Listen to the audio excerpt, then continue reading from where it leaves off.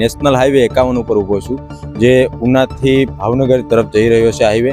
આ હાઈવે ઉપર અત્યારે જે મતલબ કંસારી તરફ જવાનો રસ્તો છે, જે તુલસીશ્યામ જવા માટે, અમરેલી જવા માટે પણ એક હાઈવે છે.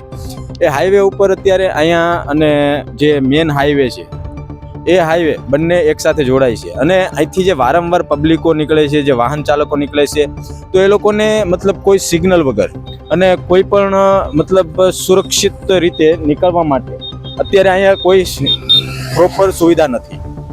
લાઇટિંગની વાત કરું તો લાઇટિંગ પણ નથી.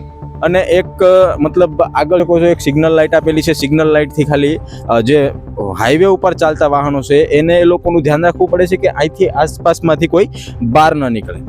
અને જે સાઈડના હાઈવે ઉપરથી લોકો આવે છે, જે વાહન ચાલકો આવે છે, એ લોકોને પણ બહુ કાળજીપૂર્વક અહીંથી પસાર થવું પડે છે.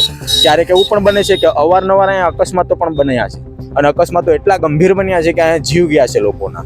છતાં પણ તંત્ર છે એ સૂતું છે, જે NHAI છે એ પણ આના ઉપર કોઈ પગલાં નથી લેતું. વારંવાર લોકો અરજીઓ પણ કરતા હોય છે. ઘણા લોકોએ મને એવું પણ કહેલું છે કે અમે અરજીઓ કરેલી છે, છતાં પણ આ જે સ્થિતિ છે હાલ એને સ્થિતિ છે, કોઈ સુધારો નથી આવેલો. તો આ જે વાહન ચાલકો છે એના સુરક્ષા માટે NHAI ને આગળ પગલાં લેવા જોઈએ, જેથી કરીને એ લોકો સુરક્ષિત રીતે વાહન ચલાવી શકે છે.